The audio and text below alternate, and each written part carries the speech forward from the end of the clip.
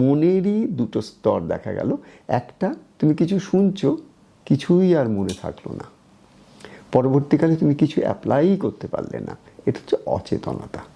আর একটা হচ্ছে সচেতনতা, বা যেটাকে আমরা বলবো কনসিয়াস প্লেন অফ মাইন্ড, যেখানে তুমি যা করছো, যা শুনছো, যা বলছো, সব কিছুর মধ্যে, সব অ্যাক্টিভিটির মধ্যে তোমার একটা জেগে থাকার চেষ্টা আছে, যে তুমি জেগে জেগে করছো। জেগে মানে তো, জেগে তো আমরা আছি, জেগে মানে সচেতনভাবে জেগে আছো। That means you are very conscious what you are saying.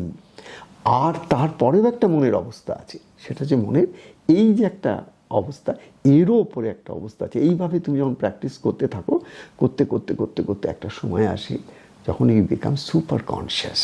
যে বড় বড় সাধু সন্ত মহাপুরুষ অবতার কল্প পুরুষদের যেগুলো দেখেছো, তারা সমস্ত সুপার কনসিয়াস স্টেটে থাকে।